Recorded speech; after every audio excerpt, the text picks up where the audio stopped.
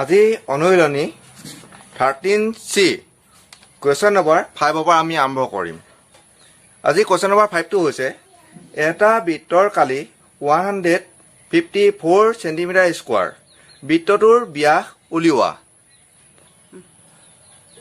এতিয়া চোৱা question number 5টোত কি দিছে, বৃত্তটোৰ ব্যাস r। মই এইটো ধৰি লৈছো কাৰণ ব্যাসাৰ্ধ আমাৰ নাই আৰু ব্যাসাৰ্ধক r হিচাপে r খৰচ হয় আৰু উলিয়াবলৈ কৈছিলে ব্যাসডাল।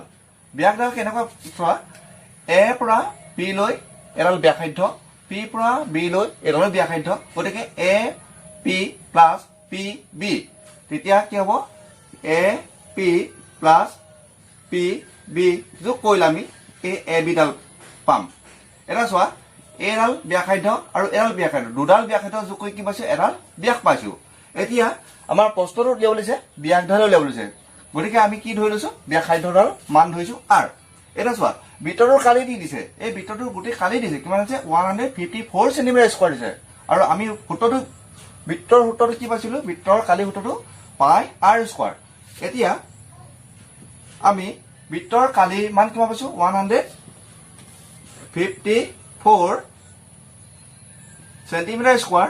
পাই ভেলু কিমান আছিলে, 22/7 আৰু r মান আমি পোৱা নাছিলো, গতিকে r মানটো r হিচাপে আমি থৈ গৈছো।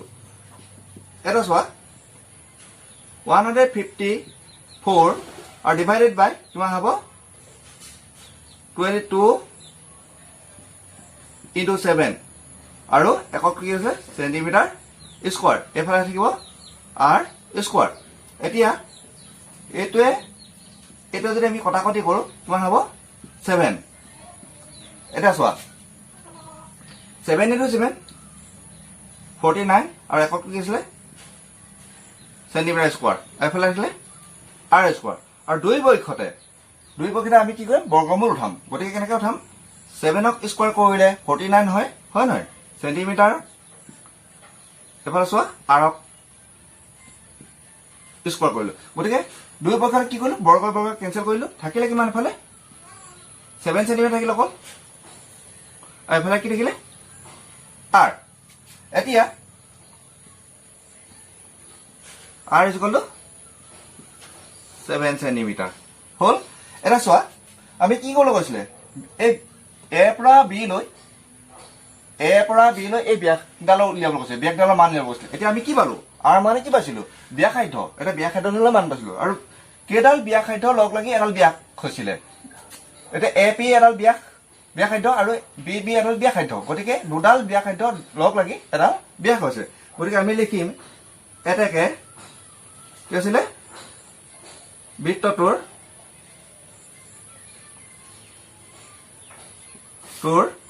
ব্যাস সমান 2 × ব্যাসাৰ্ধ। দুডাল ব্যাসাৰ্ধ আছিলে, এতিয়া কি হ'ব,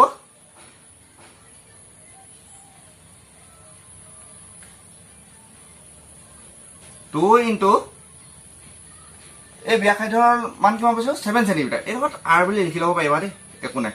তেতিয়াহ'লে আৰু এককটো কি কৈছো, সেন্টিমিটাৰ।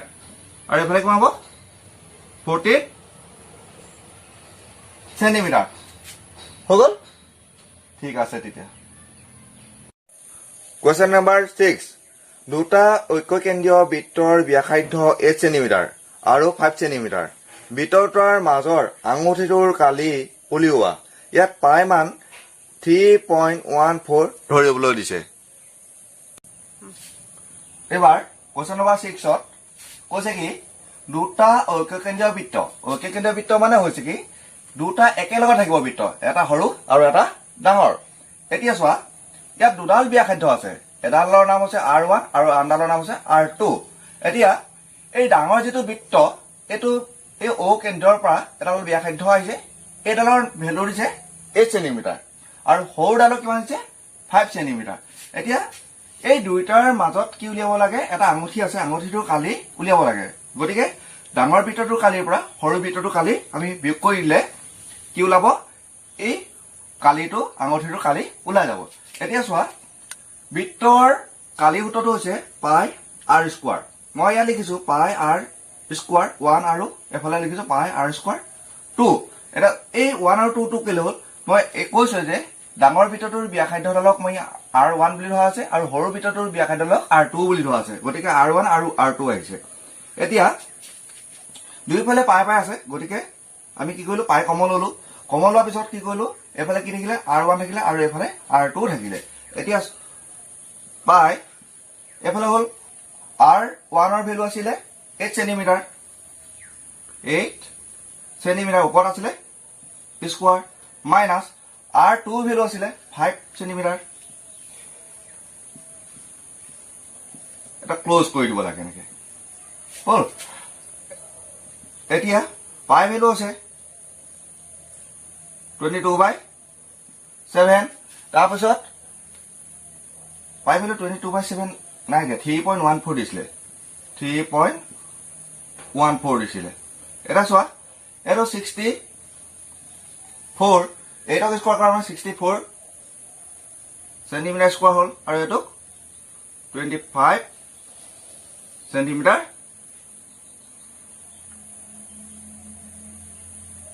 স্কোয়াৰ হল এতিয়া 3.14 এই দুটা মাইনাস কৰিলে কি হ'ব 39 হ'ব 64 ৰ পৰা আৰু 25 মাইনাস কৰিলে কি হ'ব 39 এককটো হ'ব সেন্টিমিটাৰ স্কোয়াৰ আৰু ইকুৱেল টু হ'ব 12.46 এককটো হ'ব সেন্টিমিটাৰ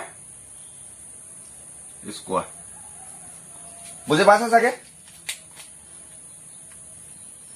কোৱেশ্চন নম্বৰ 7 এখন চাইকেলৰ চকাৰ ব্যাস 84 সেন্টিমিটাৰ চাইকেলখনে কিমান দূৰ অতিক্ৰম কৰিব যদি প্ৰতিটো চকা 200 পাক ঘূৰে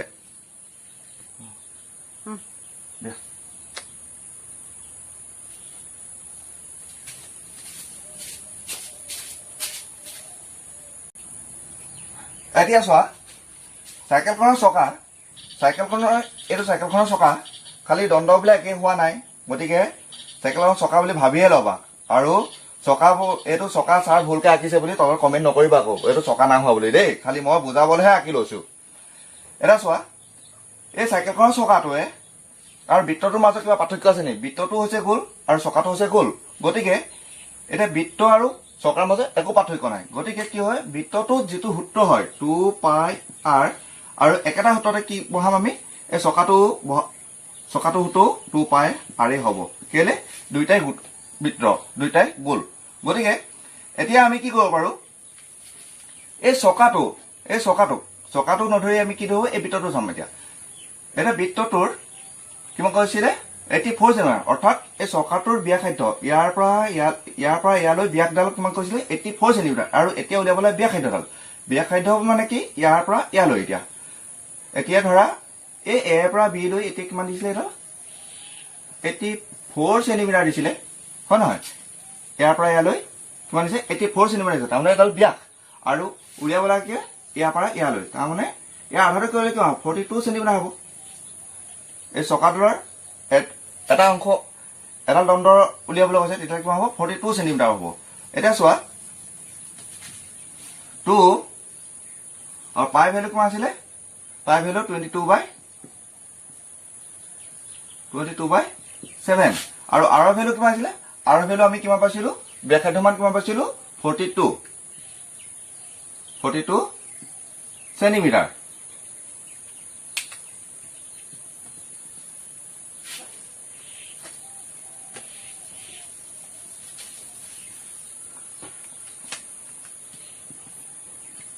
কেনসেল কৰি দিয়া কিমান হ'ব 6 সেন্টিমিটাৰ আৰু এতিয়া 42 আৰু 22 ইনটু কৰিলে কিমান 44 আৰু একক কিমান হ'ব সেন্টিমিটাৰ আৰু এটা ইনটু কৰিলে কিমান হ'ব এই দুইটা একক 24 আৰু এপলে 24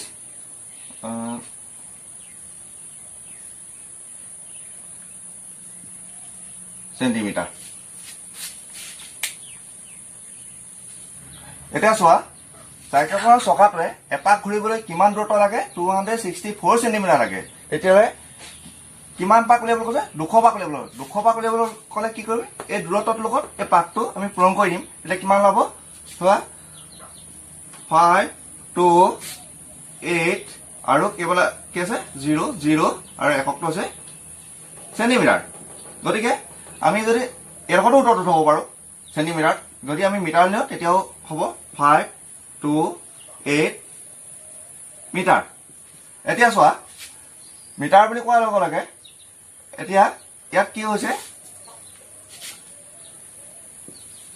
ইয়াত লিখি ল'বা যিহেতু 1 মিটাৰৰ সমান 100 চেণ্টিমিটাৰ গতিকে কিমান হ'ব কিমান চেণ্টিমিটাৰ আছিলে 52800 আৰু কিমান চেণ্টিমিটাৰ পাইছিলোঁ আমি ডিভাইডেড কৰিবলৈ 1 মিটাৰ আমাৰ কিমান পাইছোঁ 100 চেণ্টিমিটাৰ গতিকে এইটো এতিয়া কেঞ্চেল কৰি দিয়াচোন কিমান থাকিলে 528 মিটাৰ থাকিলে এটা মিলিলে নে হৈ যাব তেতিয়াহ'লে কুৱেশ্যন নম্বৰ 8 এখন গাড়ীৰ চকাবোৰৰ ব্যাসাৰ্ধ 35 চেণ্টিমিটাৰ গাড়ীখনে 704 মিটাৰ দূৰত্ব অতিক্ৰম কৰিবলৈ প্ৰতিটো চকা কিমান পাক ঘূৰিব লাগিব কুৱেশ্যন নম্বৰ 7 আৰু কুৱেশ্যন নম্বৰ 8 দুইটা একেই হয় কুৱেশ্যন নম্বৰ 7 টো দিছিলে তোমাৰ দূৰত্বটো উলিয়াবলৈ দিছিলে এবাৰ দূৰত্বটো দি দিছে চকাটোৱে কিমান পাক ঘূৰিব সেইটো উলিয়াব লাগে গতিকে 7 টো নিচিনা একে হোৱাৰ কাৰণে মই এটুকা কৰা নাই এটুকা চকাটোৰ পৰিধি কিমান হ'ব 220 চেণ্টিমিটাৰ এইটো কৰি দেখুৱাইছোঁ আগত 7 টো কৰি দিলোঁ কাৰণে এইটো নকৰিলোঁ আৰু তাৰপৰা চোৱা এতিয়া গাড়ীখনৰ অতিক্ৰম কৰা দূৰত্ব দি দিছে 704 মিটাৰ এতিয়া ইয়াত মিটাৰ আছে এইটো চেণ্টিমিটাৰ আছে গতিকে মই এই মিটাৰটোক ক'লৈ মই কনভাৰ্ট কৰিছোঁ চেণ্টিমিটাৰলৈ কনভাৰ্ট কৰিছোঁ চেণ্টিমিটাৰ কেনেকৈ কৰিছোঁ 1 মিটাৰ ইকুৱেলটো কিমান হয় 100 চেণ্টিমিটাৰ গতিকে 704 মিটাৰটোক মই কিহে পূৰণ কৰিছোঁ 100 পূৰণ কৰিলোঁ 100 পূৰণ কৰিলে কিমান পালোঁ 70,400 চেণ্টিমিটাৰ পালোঁ হ'ল এতিয়া চোৱা গাড়ীখনে 220 চেণ্টিমিটাৰ চকাটোৱে ঘূৰিবলৈ কেইপাক লাগে এপাক হয় নহয় গতিকে 1 চেণ্টিমিটাৰ ইয়াত 2 আছিলে কি হয় 220 চেণ্টিমিটাৰ ঘূৰিবলৈ এপাক লাগে গতিকে 1 চেণ্টিমিটাৰ ঘূৰিবলৈ গাড়ীখনৰ চকাটো কেইপাক লাগিব 1/220 পাক এইটো ঐকিক নিয়মে কৰা হৈছে খালি দেই তাৰপিছত আমাৰ মুঠ কিমান দিছিলে কিমান চেণ্টিমিটাৰ দিছিলে 70,400 চেণ্টিমিটাৰ দিছিলে 70,400 চেণ্টিমিটাৰ ঘূৰিবলৈ কিমান লাগিব 1/20 কিন্তু ইয়াৰ লগত এইটো পূৰণ কৰি দিয়া কিমান হ'ব আৰু এইটো কি কৰিবলৈ কৈছিলে কে পাক উলিয়াবলৈ কৈছিলে পাক হ'ল এতিয়া এইটো জোৰে কেঞ্চেল কৰি দিয়ে আৰু এইকেইটা একেলগে কৰি দিয়া কিমান হ'ব 320 কিমান পালোঁ পাক পালোঁ পাক হ'ল তাৰমানে কিমান পাক ঘূৰিলে 320 পাক ঘূৰিলে কিমান চেণ্টিমিটাৰ 70,400 চেণ্টিমিটাৰ হৈ গ'ল কুৱেশ্যন নম্বৰ 9 এখন বৃত্তাকাৰৰ বাগিচাৰ পৰিসীমা 440 মিটাৰ বাগিচাখনৰ সীমাৰ বাহিৰেদি 7 মিটাৰ বহল এটা ৰাস্তা আছে ৰাস্তাটোৰ কালি উলিওৱা এটা চোৱা এই বাগিচাখন কেনেধৰণৰ বুলি কৈছে এটা বৃত্তাকাৰ বুলি কৈছে বৃত্তাকাৰ গতিকে বাগিচাখনৰ কি নাই বুলি কৈছে ব্যাসাৰ্ধ দিয়া নাছিলে মই ব্যাসাৰ্ধডাল ধৰিলোঁ এটা চোৱা এই প্ৰথম বৃত্তটো এই সৰু বৃত্ত হৈছে বাগিচাখন আৰু এই ডাঙৰ বৃত্তটো হৈছে এই বাগিচাখনৰ লাগি থকা এইটো ৰাস্তাটো ইয়াৰ বাগিচাখনৰ পৰা আৰু এই ৰাস্তাটোৰ দূৰত্ব কিমান কৈছে 7 মিটাৰ বুলি কৈছিলে ইয়াৰ পৰা ইয়ালৈ 7 মিটাৰ বুলি কৈছিলে গতিকে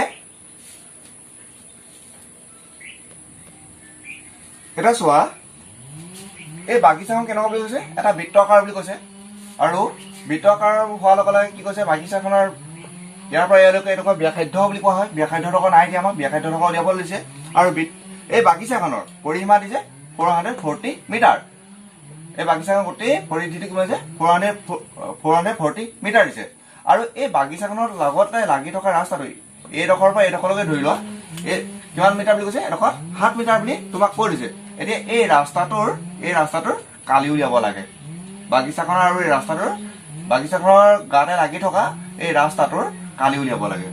এতিয়া কালি উলিয়াবলৈ হ'লে আমি কি কৰিম, বাগিচাখনৰ পৰিধি সূত্ৰটো আপুনি পাতি ল'ম। বাগিচাখন কেনেকুৱা বুলি কৈছে, বৃত্তাকাৰ। বৃত্তাকাৰ মানে কি হৈছে, বৃত্তৰ সূত্ৰটো পাতিবলৈ লাগিব। বৃত্তৰ সূত্ৰটো হৈছে 2πr পৰিধিটো। গতিকে এইফালে কিমান হ'ব, পৰিধি কিমান দিছিলে 440 কিমান দিছে মিটাৰ, আৰু 2 × 22/7 × r1। এতিয়া কি কৈছে, বৃত্তটোৰ কি বাগিচাখনৰ ৰাস্তাটোৰ কালি উলিয়াবলৈ কৈছে দেই, মনত থবা। এতিয়া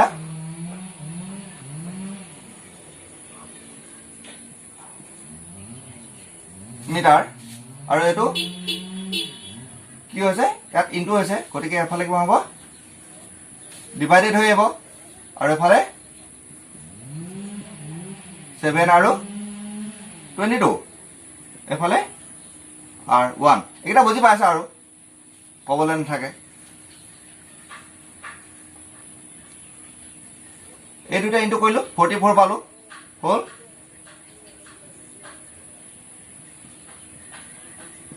এককটো ইয়াত লিখি দিলোঁ r1। গতিকে এটা কেঞ্চেল কৰিলে কিমান হ'ব, 10 টাইম যাব, কিমান হ'ব 70। এককটো কি আছিলে, মিটাৰ, আৰু r1। এটাকে r1ৰ ইজুকল কিমান পালোঁ, 70 মিটাৰ পালোঁ। তাৰমানে আমি কিমান পালোঁ, এই বাগিচাখনৰ এই সৰু বৃত্তটো কি বুলি কৈছে, বাগিচাখনৰ ব্যাসাৰ্ধ কিমান পালোঁ, ব্যাসাৰ্ধ কিমান পালোঁ, 70 মিটাৰ পালোঁ। হৈছে, ৰ'বা, 70 মিটাৰ। এইবাৰ চোৱা, এই বাগিচাখনৰ পৰা এই ৰাস্তাটোৰ দূৰত বহল কিমান কৈছে, 7 মিটাৰ। গতিকে আমি ইয়াৰ পৰা এই বাগিচাখনৰ ব্যাসাৰ্ধ কিমান পাইছিলোঁ, 70 মিটাৰ পাইছিলোঁ, আৰু ৰাস্তাটো বহল কিমান কৈছিলে, 7 মিটাৰ। গতিকে ডাঙৰ বৃত্তটো চোৱা, অ'ৰ পৰা ইয়ালৈকে লাগি আছে না, তেতিয়াহ'লে এইডাল কি হৈছে, ব্যাসাৰ্ধ। গতিকে সৰু বৃত্তটোৰ ব্যাসডাল কিমান কৈছে, ব্যাসাৰ্ধ কিমান আছিল, 70, আৰু ৰাস্তাটোৰ বহল 7 মিটাৰ। গতিকে 70 + 7 কৰিলে কিমান হ'ব, 77। তাৰমানে ডাঙৰ বৃত্তটোৰ ব্যাসাৰ্ধডাল কিমান হ'ব, 77 মিটাৰ ওলাব। গতিকে ৰাস্তাটোৰ কালি উলিয়াবলৈ কৈছে। ৰাস্তাটোৰ কালি কি কৈছে, দুটা বৃত্ত পাইছিলোঁ, ডাঙৰ বৃত্তটো আৰু এটা সৰু বৃত্তটো। ডাঙৰ বৃত্তটোৰ কালি আৰু সৰু বৃত্তটোৰ কালি কৰি দিলোঁ। এইকেইটাটো আগতে কৰি থয়। গতিকে কি হয়, তাৰ মই মানকেইটা পাতিলোঁ, পাই মান পাতিলোঁ 22/7, r1 মানে হৈছে তোমাৰ কিমান হৈছে, এই ডাঙৰ বৃত্তটোৰ ব্যাসাৰ্ধ কিমান পাইছিলোঁ, 77 মিটাৰ পাইছিলোঁ, আৰু r2 মানে হৈছে সৰু বৃত্তটোৰ ব্যাসাৰ্ধ। সৰু বৃত্তটো কিমান পাইছিলোঁ, বাগিচাখনৰ কালি, তাৰমানে 7 মিটাৰ, 70 মিটাৰ। গতিকে এইকেইটা কৰি বুজি পাইছা।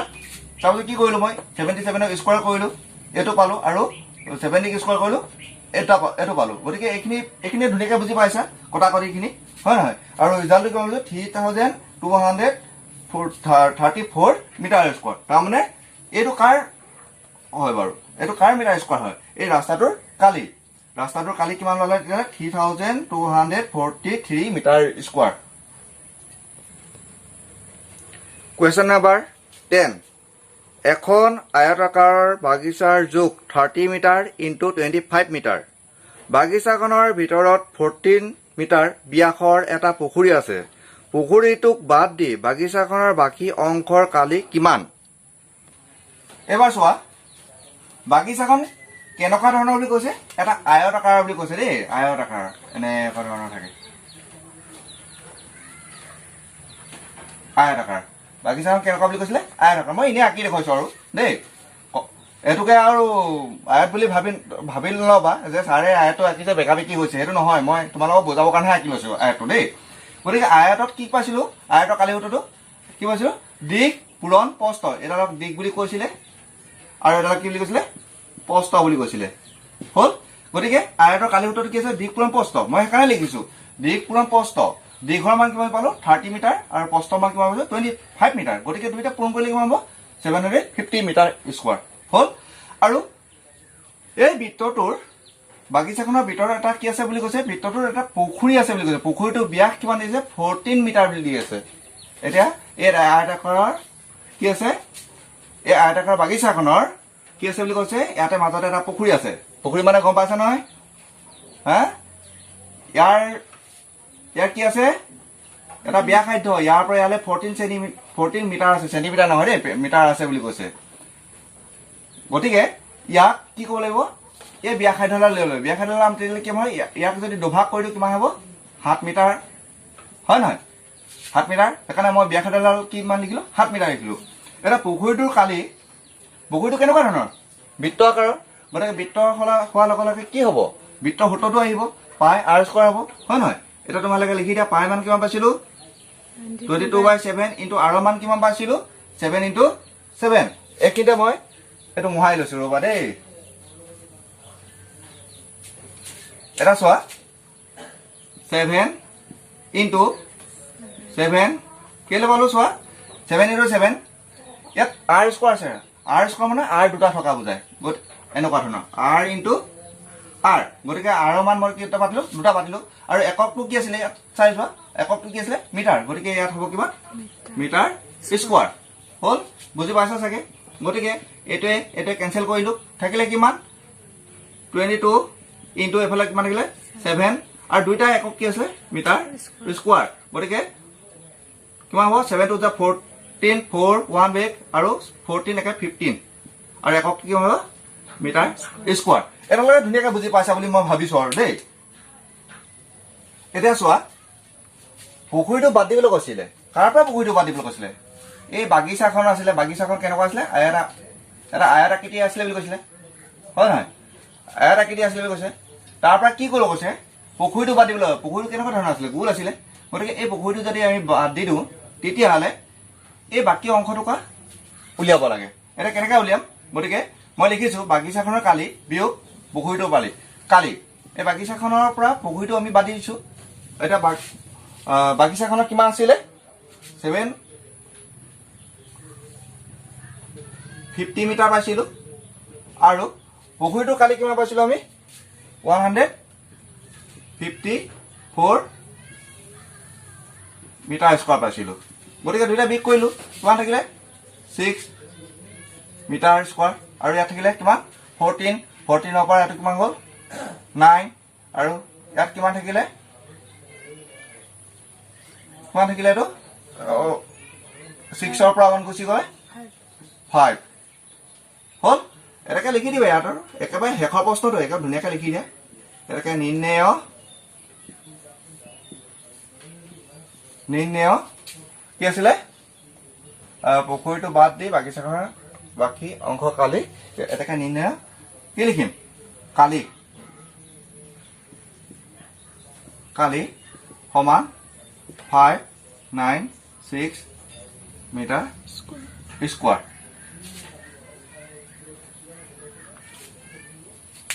হৈ যাব ন